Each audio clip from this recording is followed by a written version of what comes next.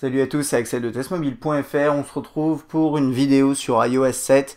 Alors j'avais commencé une série sur iOS 7 et il y a eu ensuite après des conférences de presse et j'ai pas vraiment pris le temps de le faire, et donc là j'ai décidé de tout terminer en fait cette première série, on va dire iOS 7, en une seule et même vidéo. Donc on va essayer de se déplacer assez rapidement dans toutes les parties.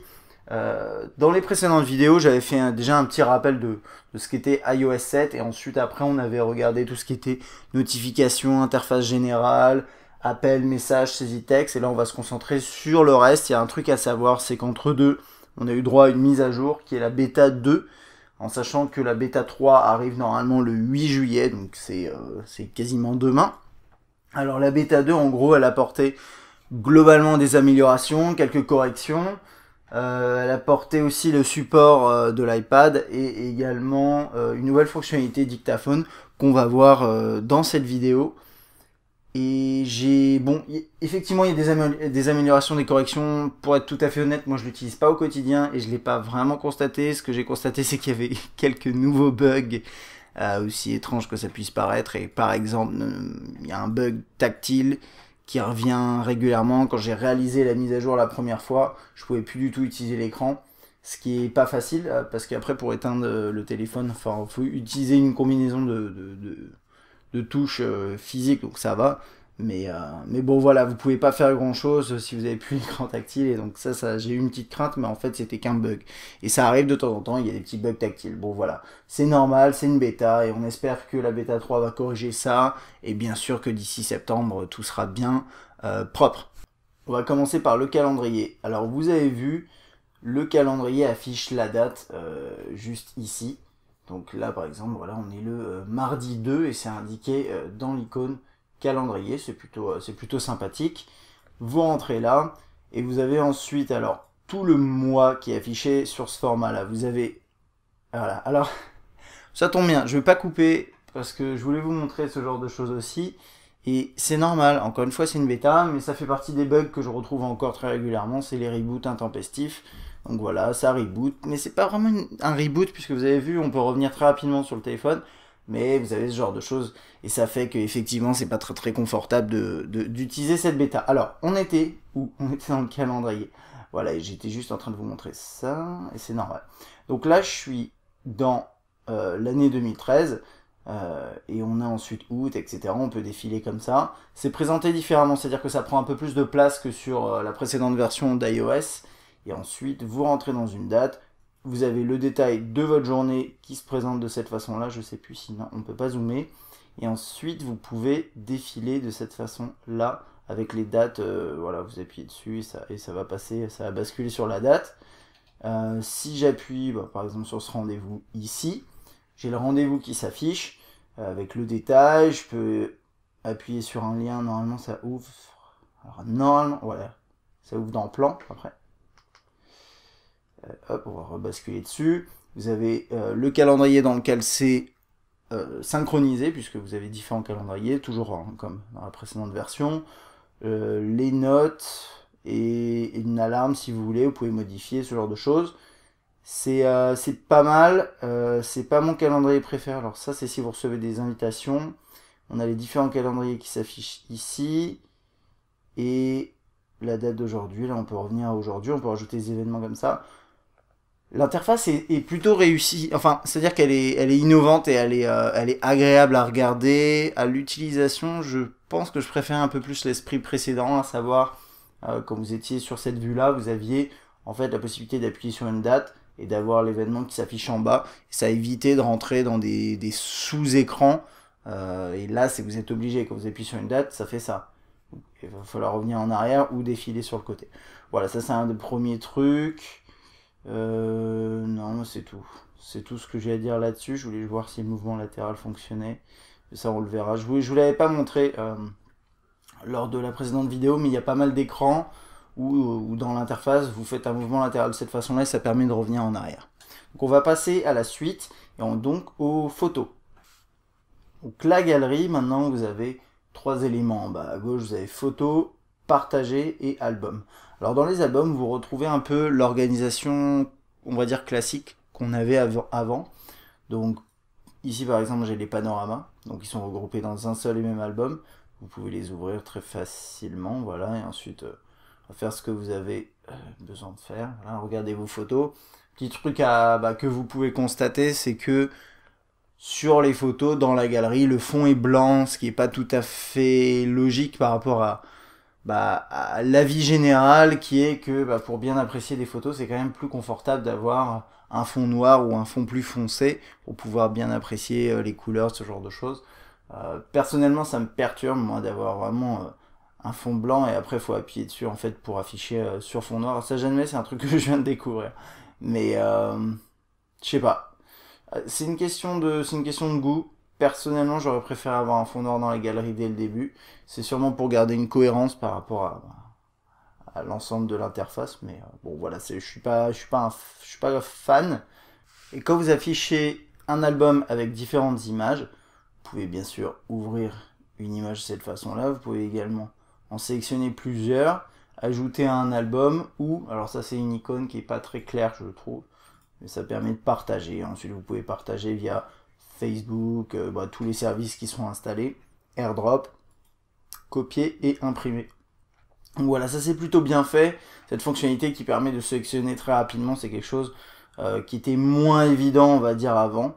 Notamment je pense pour les emails, ce genre de trucs. Donc ça c'est plutôt positif. Donc pour cette partie là, vous pouvez bien sûr ajouter des albums et ensuite changer d'album une photo, un cliché ou un ensemble de photos. Vous avez ici le partage des photos avec iCloud qui n'a pas été défini. Et ici les photos. Alors les photos, vous avez différents niveaux de filtres. Là on a les années, il y a une notion de géolocalisation. Donc là par exemple on voit c'est que des photos de 2013, qui n'est pas tout à fait exact, puisque il y a eu la mise à jour depuis, mais bref. Et donc là 2013, Angleterre, Île-de-France et un de plus, bon soit. J'appuie dessus, et ensuite après j'ai ce qu'ils appellent des collections, en fonction des dates.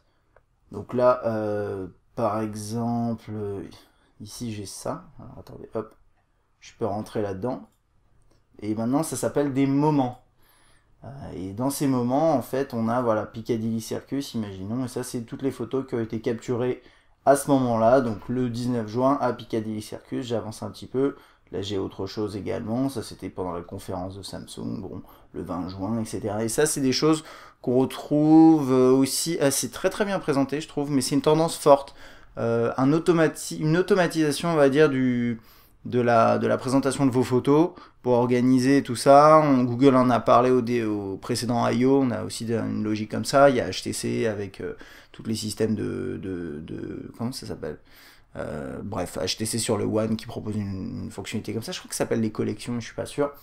Et donc voilà, après vous pouvez ouvrir une photo, l'afficher, et je vais juste revoir ça. Voilà, ça vous affiche sur une carte les différents endroits où vous avez pris des photos. Donc là je vois 55 photos, 16 photos, ce genre de trucs. Et c'est plutôt bien fait. Je trouve que c'est bien fait. Donc voilà, c'est une tendance forte qu'on retrouve sur beaucoup de smartphones. Et là maintenant vous allez la voir sur votre iPhone une fois qu'il sera passé sous iOS 7. Pour ce qui est de l'appareil photo, l'interface a été changée. Avec quand même dans cette version bêta pour l'instant, je sais pas si ça va changer, mais un axe fort sur la photo en portrait qui est typique de l'iPhone. J'ai envie de dire, même si ça n'a rien à voir avec l'iPhone, mais c'est vrai que c'est quelque chose qu'on voit souvent, même dans les vidéos d'Apple, on voit des gens prendre des photos en portrait, et tous ces éléments là d'interface qui sont en bas, en fait, ils vont pas passer en mode paysage quand vous le mettez de côté, ce qui est complètement bizarre. Mais bon, quand vous appuyez sur les boutons de volume sur le côté, vous allez prendre un cliché. Quand vous appuyez ici, vous allez passer avec la caméra frontale. C'est assez rapide, ça c'est un des éléments qui caractérise cette interface, cette nouvelle interface. C'est la rapidité d'exécution, la gestion du flash ici. Et là vous voyez ici le fond est noir, hein. Le fond est pas blanc, donc il y a quand même une logique. C'est d'avoir quand même du fond noir quand on prend des photos, c'est quand même plus agréable. Et ça aurait été bien d'avoir de manière plus constante dans la galerie. On a le mode HDR à activer ici. Vraiment, il y a eu un grand changement là-dessus. Et vous prenez des clichés de cette façon-là. Alors, un truc que j'ai remarqué, c'est que vraiment la capture de photo est très très rapide. C'est un petit peu déroutant au début, c'est-à-dire qu'il n'y a quasiment aucun délai entre le moment où vous appuyez sur cette touche virtuelle, cette touche tactile, et la prise de photo. c'est vraiment instantané et c'est quand même agréable. Ensuite ici vous pouvez basculer en vidéo. Donc là pareil, hein, le timing il s'affiche de ce côté là, donc je vais vous le mettre dans ce sens là parce que c'est plus logique par rapport à l'interface, mais c'est pas plus logique par rapport à mes convictions en termes de capture de photos et de vidéos. Mais voilà, vous prenez une vidéo, vous avez bien sûr toujours ce système d'autofocus et vous pouvez capturer une photo. Normalement ça ouais, c'est pour capturer des photos. Attendez, je vais juste vérifier, j'ai un petit doute. Ouais, non c'est bon, c'est ça. Attendez, est-ce que je me trompe pas? Ouais non, ça m'a l'air d'être bon. Ok, je vais retourner appareil photo, voilà. Et ensuite on a un mode carré, alors qui est sûrement lié à ce qui s'est passé avec Instagram, ce genre de choses. Et puis à côté de ça, ça permet aussi de faciliter la capture. Enfin, ça répond un peu à ce que je disais au début. Il y a beaucoup de gens qui prennent des photos au format portrait. Le fait de faire des photos carrées, vous pouvez la prendre dans n'importe quel sens, ça fera une photo carrée de toute façon. Et donc là, maintenant, vous n'avez plus aucun, entre guillemets, complexe ou voilà, il n'y a aucune honte à avoir à prendre des photos au format paysage puisque elle sera carrée. Donc voilà, ça c'est mode carré. Vous pouvez activer également le mode HDR et vous avez ensuite le format panoramique. Donc il fonctionne de la même façon que sur le la précédente version d'iOS. Hein, donc vous défilez de cette façon-là. Elle est tout aussi performante. C'est vrai que j'ai toujours trouvé que cette solution était très sympathique. Et est-ce que c'est moi qui... Bon, je sais pas. C'est peut-être moi qui me...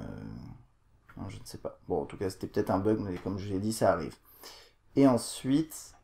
Bon, tiens, c'est parfait. Non, je peux prendre des photos. Ah, voilà, c'est bon. Parfois, il y a des bugs de tactile, hein, comme je vous disais. Et ensuite, on a des effets. Donc là, je vais essayer de mettre quelque chose devant. Un stylo, c'est parfait. Vous voyez, hein, avec des teintes de couleurs légèrement différentes, ce genre de truc. Vous en sélectionnez un. Là, voilà. Oui, vous mettez comme ça, vous prenez une photo. Et ça va prendre, là ça a l'air de prendre, non, voilà c'est bon, ça prend 2 secondes. Enfin 2 secondes, c'est une façon de parler, c'est encore plus rapide que ça bien entendu. Et voilà, c'est tout ce qu'il y a à dire là-dessus. Ça marche bien. Ça marche bien. Globalement, l'interface est vraiment différente de ce qu'on avait avant. Hein.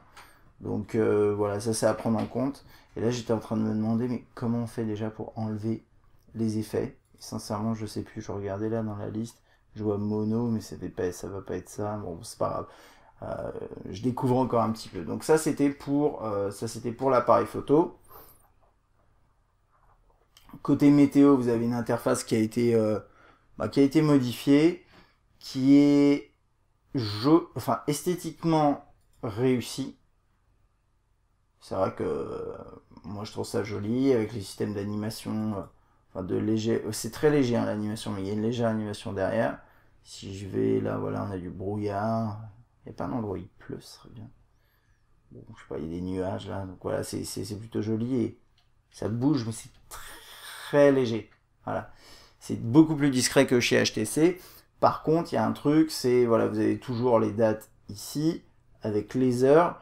Mais moi, mon problème en fait là-dessus, c'est les nouvelles icônes. Parce que les nouvelles icônes, elles sont toutes pareilles et elles se ressemblent beaucoup trop et c'est assez difficile de visualiser très rapidement, je trouve, la météo. Là, quand vous regardez, vous avez l'impression de loin qu'il y a un ensemble de trucs blancs qui se promènent et ça ressort pas assez, je trouve. Enfin, en tout cas, c'est mon avis. Au niveau des différentes dates, c'est pas forcément très clair. Là, on a toutes les villes qu'on peut gérer. Et je sais plus comment on fait pour revenir en arrière. C'est toujours ça. J'ai encore quelques petits soucis là-dessus, mais désolé. C'est pas grave. Moi, j'utilise la méthode, on va dire, un peu bourrin. Et ensuite, après, vous pouvez appuyer et vous arrivez sur Yahoo, puisque c'est toujours la météo avec Yahoo. Côté horloge, vous avez les alarmes qui sont ici. Vous mettez, voilà. Vous définissez l'heure ici, récurrence, description, sonnerie, rappel. Bon, ça reprend l'interface qu'on a déjà vue. Hein. On a les différentes horloges mondiales. Chronomètre avec ces nouveaux boutons, ça fait très Windows Phone. Et le minuteur, qui est propre. Hein. C'est un minuteur, quoi. Donc ça marche correctement. Alors plan, je vais pas m'attarder trop. Vous avez toujours le même... Bon, ça reprend la base de plan avec voilà, quelques ajustements bien sûr niveau interface. Donc là j'ai les signés, vous voyez tout ressemble en fait à ce qu'on avait avant, hein. Enfin, à ce qu'on a à ce qu'on a pardon dans la nouvelle tendance design d'iOS. Donc au niveau des icônes, au niveau des trucs comme ça. Voilà, on a un mode plein écran. Là on peut partager rapidement une position, et là on peut gérer ensuite après si on veut standard, mix, satellite, placer un repère, imprimer le plan et connaître la circulation. Et vous avez vu, hein, c'est des données TomTom. Bon là il va m'emmener sur une page qui explique comment ça se passe, donc merci. Quand vous appuyez là-haut, vous avez un historique de vos recherches, et là quand vous avez sélectionné un lieu, vous pouvez appuyer dessus, avoir plus d'informations bien sûr, et créer un itinéraire, surtout créer une navigation. Ça c'est le but aussi. Vous avez les différents itinéraires qui s'affichent, ensuite vous faites démarrer. Bon voilà, après les fonctionnalités restent les mêmes en tant que telles, c'est juste l'interface qui a changé. Moi je pense que cette solution elle devient meilleure. J'ai encore même ma petite préférence pour Google Maps parce que je trouve qu'elle est plus complète et il y a plein de points où c'est supérieur, mais je trouve quand même qu'Apple est très très loin d'être ridicule avec Plan dans cette version là, et d'ici septembre on devrait avoir quelque chose de vraiment propre. Pour les notes, vous avez les différents comptes de synchronisation qui s'affichent. Si vous en avez configuré, donc a priori, bon, ça dépend de vous, mais vous avez iCloud quand même. Et puis ensuite, après ça, c'est mes comptes Google, et donc ça synchronise avec Google Task. Si je fais toutes les notes, donc j'ai une liste qui s'affiche. Donc je peux aller dans une liste de courses. Donc ça, c'est par exemple, moi, j'avais synchronisé cette liste-là. Normalement, elle date d'avril. Ça, je pense que je l'avais même faite sur un de mes smartphones Android. Donc ça se synchronise avec Google Task, avec une interface ici jaune-marron, qui est pas du plus bel effet, je trouve. Enfin voilà, c'est une question de goût ensuite après, mais je trouve pas ça, je trouve pas ça très joli. Mais ça marche comme ça. Mais aujourd'hui, il y a une solution un poil meilleure pour la gestion des tâches, notamment en synchronisation avec iCloud. Enfin, si je me trompe pas, on va aller voir ça juste après. Donc ça, c'est juste pour prendre des notes. Ça, j'avais fait une liste, mais c'est plus pour prendre des notes à proprement parler. Si vous voulez faire des listes, je vais vous montrer ça tout de suite. C'est dans Utilitaire et ça s'appelle Rappel. Alors l'icône est vraiment pas parlante et le nom en plus est pas parlant du tout, je trouve aussi. Mais vous pouvez ici créer des listes. Donc liste ici avec des recherches. Oui, vous avez un système de rappel ici, là je sais pas comment ça marche, mais vous pouvez effectivement pour une tâche, normalement, alors attendez, voilà, rappeler ici, donc me dire de rappeler tel jour, telle heure, etc. Donc effectivement c'est pour ça que ça s'appelle rappel, mais je trouve que c'est pas non plus, c'est pas très très intéressant. Enfin c'est pas très logique comme nom. Et il y a autre chose que je trouve bizarre dans cette interface, c'est comment on fait pour revenir en arrière. Sincèrement, ah oui, voilà, faut défiler vers le bas. Il y a des mouvements comme ça, j'arrive pas trop à les comprendre. Alors, bon, pour revenir à cette interface, à cette application, vous pouvez créer des listes. Vous avez une liste, là elle s'appelle test, vous avez des tâches, vous pouvez afficher toutes les tâches ou les cacher, celles qui sont déjà faites, vous pouvez les cocher, les décocher, etc. Blablabla, hop, toc. Ça marche correctement. Il y a cette barre en bas, je sais pas à quoi elle sert parce que j'arrive pas à l'attraper. J'aimerais. Ah si, voilà, pardon. C'est pas évident, mais il n'y a rien dedans. Et donc, il y a quand même quelques mouvements comme ça. Je vais mettre quelques nouveaux éléments là-dedans pour voir ce qui se passe quand je fais ça. Est-ce que j'arrive à l'attraper? Ouais, bon, désolé, je suis pas forcément super au taquet là-dessus, mais en tout cas, normalement, tout à l'heure, j'avais réussi à la faire revenir, et voilà, j'ai cette liste là avec différentes choses, et bref, voilà. Bon, en tout cas, c'est un peu, cette interface elle me perturbe, franchement elle me perturbe. Il y a des mouvements dans tous les sens, et c'est complètement pas logique par rapport à iOS de base, mais bon, en tout cas voilà, vous avez un gestionnaire de tâches qui est assez bien fait, on va dire ça comme ça. Il a le mérite d'exister au moins. Bon, les réglages on va pas s'attarder, on va aller sur le web bien entendu. Hop. On va aller sur test mobile, bien sûr. Vous pouvez faire une recherche. Alors vous appuyez là. Vous commencez par exemple, vous écrivez test. Donc là, vous avez les recherches Google, les signés. ce genre de choses, et bien sûr les sites internet proposés. Quand vous commencez à défiler, la barre d'en bas s'en va et la barre du haut se rétrécit. Et ça, c'est pas mal. Je trouve qu'elle elle est vraiment bien faite, cette navigation. Et en plus, c'est très très rapide. Vous avez vu, quand vous commencez à défiler, tout de suite, ça disparaît. Et puis après, voilà, vous pouvez faire réapparaître tout ça. Vous avez les onglets qui s'affichent là avec ce côté en perspective. Bon, voilà, ça c'est une fonctionnalité qu'on apprécie. Là, les signets, liste de lecture, lien partagé. La recharge, enfin la reload là ici, ça c'est pour partager, donc avec AirDrop, toujours la même fonctionnalité qu'on retrouve partout dans l'interface, intégrée avec cette icône qui est un peu étrange, et je commence à m'habituer d'ailleurs à cette icône. Et quoi d'autre? Et précédent suivant, double tap, ça m'affiche le texte de cette façon là, je peux copier, faire demander une définition. Je vais ouvrir un article. Ça tombe bien, c'est sur une fuite iPhone. Voilà. Et franchement, bah, l'expérience est fidèle à ce qu'on trouve sur l'iPhone depuis sa sortie. Et là, c'est l'iPhone 5. C'est un site qui est pas trop lourd, mais quand même qui a quelques éléments qui chargent autour. Et ça marche très très bien. Vous pouvez enregistrer une image. On va aller juste sur un autre site. Attendez, je vais juste vous montrer ça aussi. Voilà, on a la version épurée avec juste le texte, hein, c'est le mode de lecture. Désolé. Hop.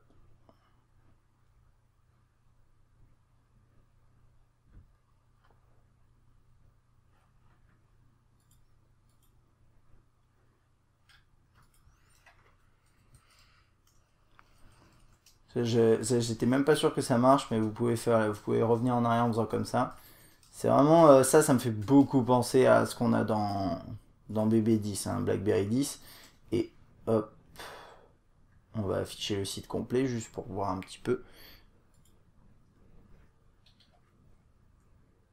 Alors là, je pense être connecté en Wi-Fi, ouais. C'est quand même pratique, hein, ce truc-là. Moi, je l'utilise vraiment tout le temps, hein, quand j'ai l'iPhone sous la main. C'est peut-être aussi les réflexes Android, mais oups. Ouais, j'ai lancé la vidéo, c'est pour ça qu'il a pas apprécié mon... Voilà, non, sinon ça marche très très bien, il n'y a pas de problème. Vous voyez l'autonomie qui baisse très vite, hein, à chaque fois que je fais mes vidéos, mais c'est parce que bon, je le manipule beaucoup, mais niveau autonomie, j'ai pas l'impression que ça ait beaucoup changé par rapport à ce qu'on avait avant, hein. Je pourrais peut-être plus m'exprimer en attendant la version en septembre, parce que là sur une bêta c'est un peu compliqué, et puis il chauffe beaucoup aussi, hein. Là vraiment l'iPhone 5 il a toujours un peu chauffé quand même, et là moi je trouve qu'il chauffe vraiment pas mal. Donc sinon le web ça marche bien, une nouvelle interface, perso je suis assez fan, on va dire, bon. L'espace est mieux géré, sur le 4 pouces ça passe très très bien, et puis c'est toujours aussi fluide, donc il n'y a pas de souci. Bon, Facebook c'est une application à part, les dossiers vous les aviez déjà vus, on a l'iTunes Store qui reprend les codes d'interface de ce qu'on a maintenant partout dans iOS 7, donc par exemple la musique, les films, alors désolé ça a l'air un peu lent à charger, ouais, voilà. Donc ça reprend quand même, hein, ce qu'on avait avant, hein. C'est juste, voilà, vous avez ces petits effets très légers de transparence que vous voyez peut-être pas trop. Ici, les classements, les genres, là c'est pour la musique. Ensuite dans les films, bah, l'interface passe au noir, bon c'est plutôt sympa. Et ici les séries télé, on peut faire des recherches, ce genre de choses. On va continuer dans tout ce qui est boutique avec l'App Store bien entendu. Donc l'App Store pareil qui est comme ça. Il y a juste des petits bugs typo, hein, que vous voyez peut-être un peu en bas. Ça s'accumule et c'est pas très esthétique. Enfin, il n'y a pas beaucoup de place. C'est vrai qu'en anglais, les mots ont tendance à être plus courts. Donc c'est plus simple. Et là, pour l'instant, ils n'ont pas encore optimisé tout ça. Donc voilà, liste de souhaits, ces éléments-là. Vous rentrez dans une application, vous pouvez l'acheter. Vous pouvez... Mais voilà, elle fonctionne de la même façon qu'avant, mais simplement, bah, disons, encore une fois, reprendre l'esprit, je vais peut-être pas lancer le jeu, mais l'esprit de ce qu'on a dans iOS 7. Passbook est toujours là, hein, pour rassembler vos cartes de fidélité, différents coupons de réduction, etc. J'ai pas vraiment configuré le truc, donc je vais pas pouvoir vous en parler. on a une boussole qui est sympa, hein. Donc il dit tracer le cercle pour étalonner, voilà, il veut que je fasse un peu compliqué, c'est bon? Ouais, merci. Et donc là voilà, maintenant j'ai ma boussole et ça marche bien. Les rappels, on a vu ça tout à l'heure, la bourse, bon, sur fond noir, très bien. Le kiosque, qui est vraiment dans un esprit mais totalement différent. Ça me fait penser à une application de to-do list dont j'ai oublié le nom, et avec des barres comme ça, qui est plutôt sympa. On va télécharger un magazine. Oula, ça fait beaucoup de choses ça. Non, je refuse. Non merci. Donc voilà, l'application du journal. Bon bref. J'ai jamais beaucoup utilisé kiosque pour être honnête. Donc voilà, on a ça s'affiche comme ça. Mais je peux pas vraiment vous la commenter, hein, parce que non, je veux pas non plus. Bon là pareil, il faut s'inscrire, ce genre de truc. Ça nous met les bulles à l'ancienne mode entre guillemets. Enfin bon voilà, donc ça c'est kiosque. Donc pour les vidéos ensuite après vous avez vos clips, enfin les clips vidéo ici. C'est vraiment à mettre, à part de tout ce qui est photo, hein, capture photo, capture vidéo, c'est vraiment là les clips vidéo, les séries télé que vous avez pu télécharger, ce genre de choses. Donc là voilà, là, j'ai Fantomas, la vidéo n'a pu être chargée, je pense que il y a eu des problèmes de migration, hein. Je pense pas qu'on laisse cette vidéo, mais en tout cas voilà, vous avez des fiches comme ça qui s'affichent, ce genre de trucs. C'est typiquement si vous achetez beaucoup de contenu sur iTunes, des séries, des films, vous les retrouverez là, bien classés, c'est propre. FaceTime. Donc là, je vais pas vous le montrer parce qu'on n'a pas forcément le temps ni même les équipements, on va dire, pour le faire fonctionner. Et pour être tout à fait honnête, j'ai jamais utilisé FaceTime. Je suis toujours concentré sur Skype. Mais bon, voilà, FaceTime apparemment, d'après ceux qui l'utilisent, ça marche quand même plutôt bien. Là, les calculatrices. J'aime bien un truc, c'est tout bête, mais c'est le fait que le bouton ici revienne un coup en arrière. En tout cas, là, par exemple, dans ce genre de configuration, je reviens dans mon dossier, je trouve ça pas mal.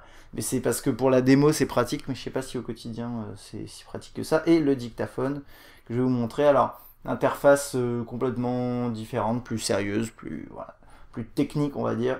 Et vous commencez à enregistrer, donc vous avez la forme d'onde qui s'affiche à l'écran, donc qui équivaut à ce que je suis en train de dire. Donc si, voilà, par exemple, je tape ici, ça va faire, on le voit, donc c'est plutôt sympa, c'est bien fait. J'arrête, je peux continuer, donc ça met pause, en fait, c'est pas... Blablabla. Bref, et je vais terminer, je donne un petit nom, je fais OK. Et mon nouvel enregistrement se situe ici. Donc vous avez la forme d'onde. Voilà, et disons que le micro est assez sensible, donc ça marche bien. Et ça, franchement, j'aime bien. Vous pouvez switcher ici pour le haut-parleur, ne pas utiliser le haut-parleur, relancer un autre enregistrement très rapidement. Enfin voilà, ça c'est une bonne petite application qui est propre. L'icône, je trouve que ça va pas du tout avec ce qu'on a autour, même si c'est... En fait, disons que c'est basique, c'est simple, mais... et là, il me dit que j'ai un enregistrement en pause. Attendez, je vais le terminer. Elle est simple, donc dans l'esprit de ce qu'on a avant, et désolé, il fallait faire OK. Voilà, merci. Oui, c'est simple et c'est dans l'esprit de ce qu'on a, mais elle est complexe en termes de dessin, il y a beaucoup d'éléments, et donc je sais pas si ça colle très très bien par rapport au reste. Je regarde juste dans loisirs si on a des choses, si j'ai des choses pour vous.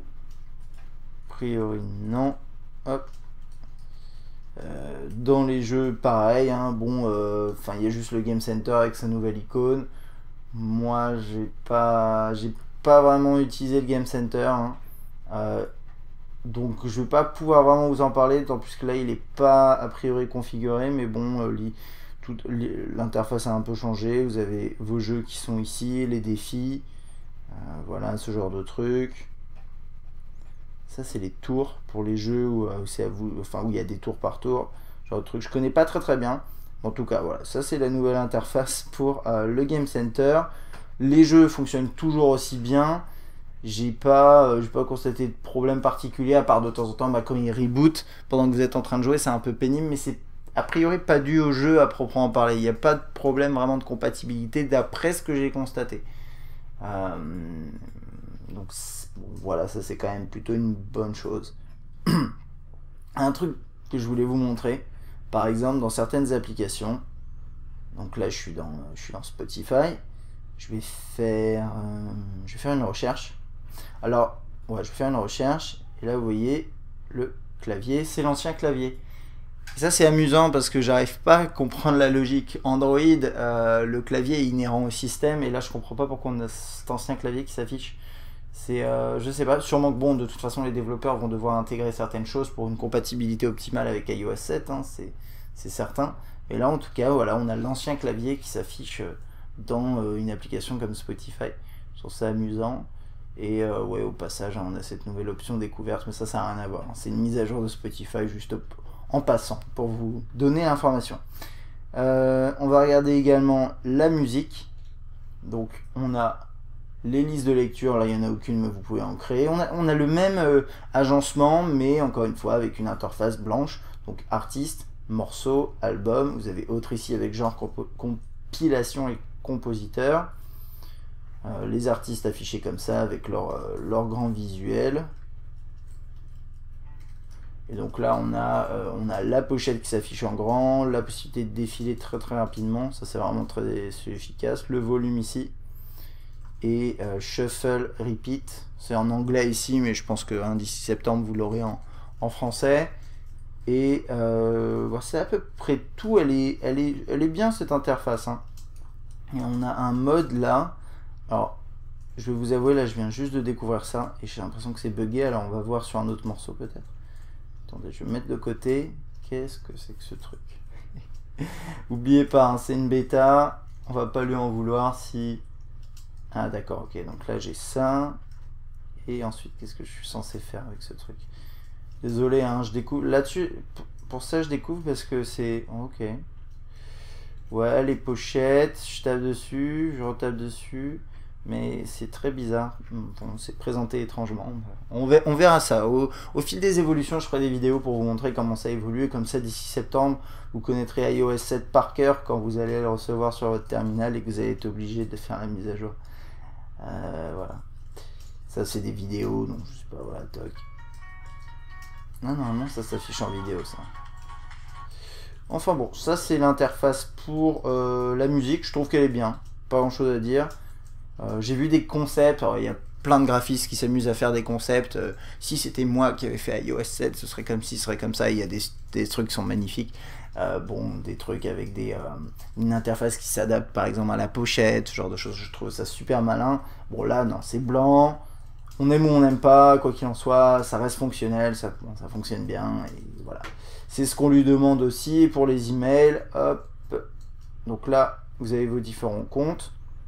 Bon, moi j'ai plusieurs boîtes Gmail. Et hop, on va rentrer dans la boîte test mobile.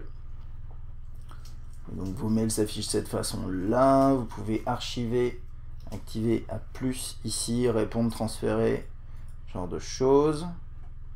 Je sais plus si... Ouais, sur la... Voilà. Vous avez toujours cette interaction, hein, ce mouvement de ce côté-là. Je vais rentrer dans un mail, je ne sais pas n'importe lequel, celui-là.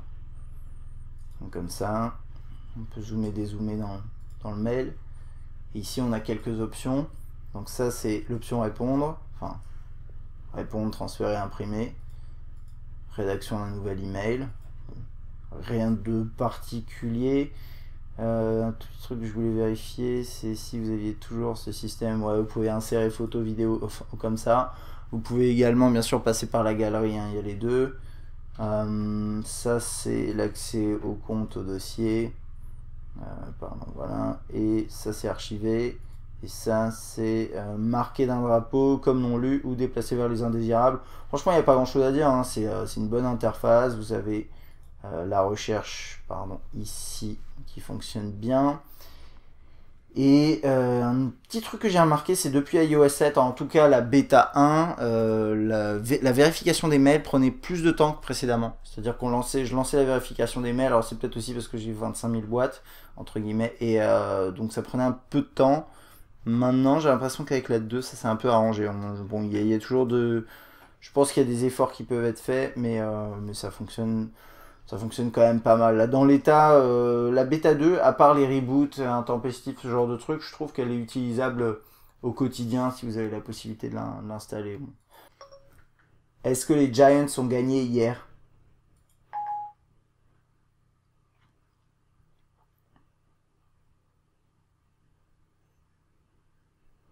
Il n'a pas l'air de savoir.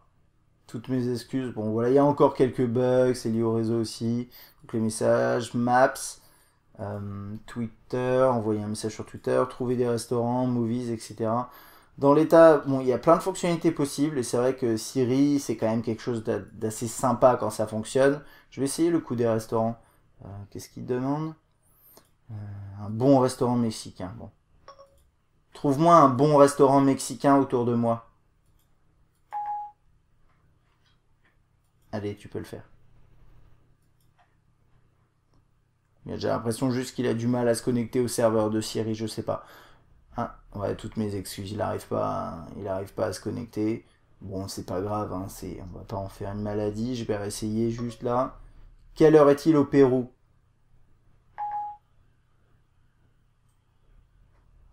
Ça a pas l'air d'être son jour. C'est pas grave, encore une fois, c'est une bêta, c'est normal qu'il y ait des bugs. En tout cas, l'interface a changé et hop, bah voilà. Voici l'heure à Lima, Pérou. Trouve-moi une bonne boulangerie autour de moi.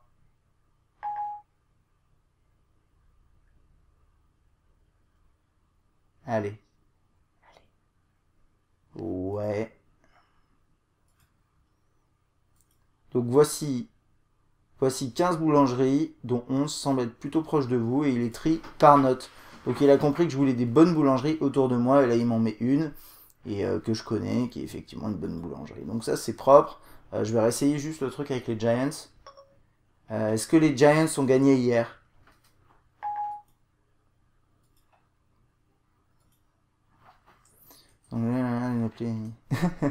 The Giants did not play hier. Ça c'est drôle parce qu'il a l'air de comprendre quand même. Mais non, il m'a mis score 30 décembre 2012. Bon, c'est pas grave. Mais en tout cas, voilà. Vous avez... ça fonctionne. Il y a encore des trucs en anglais, des trucs en français. C'est un peu buggé de temps en temps pour les connexions. Mais ça a l'air de marcher décemment. Donc j'ai fait à peu près le tour hein, pour iOS 7 là dans cette bêta 2, il y a la bêta 3 qui arrive bientôt, je pense pas qu'elle devrait apporter grand chose, mais si elle apporte des éléments, je ferai une vidéo à ce moment là pour vous la présenter. Si vous avez des questions hein, sur cette nouvelle interface, ce nouveau système, n'hésitez pas. Je vous ai déjà donné au fil du temps mon avis, donc je vais pas récapituler, mais en gros voilà, il y a du bon et du moins bon, il y a parfois du mauvais, après c'est une question de goût aussi, il y a des gens qui aiment pas les nouvelles icônes, moi il y a pas mal d'icônes que j'aime pas non plus, il y a pas mal de nouveaux éléments de design que j'aime moyen, des trucs, des points d'ergonomie qui me chiffonnent un petit peu, mais il y a aussi du très bon, donc c'est bon, c'est un ensemble, ce qu'il y a c'est que à la rentrée vous allez être entre guillemets obligé de l'installer, alors dans un premier temps si on vous la propose, vous n'êtes pas obligé de l'installer, comme toutes les mises à jour, mais il y a bien un moment où ça posera peut-être un problème de compatibilité. Si vous n'aimez vraiment pas cette mise à jour, il y a peut-être un moment où vous allez devoir la faire quand même. Donc voilà, autant vous y habituer dès maintenant et espérer qu'Apple améliore les petits points qui fâchent un petit peu. Voilà. Encore une fois, si vous avez des questions sur l'iPhone 5, sur iOS 7, sur voilà, tout ce qu'on a pu voir dans ces quelques vidéos, n'hésitez pas. J'espère que cette vidéo vous a plu. À bientôt.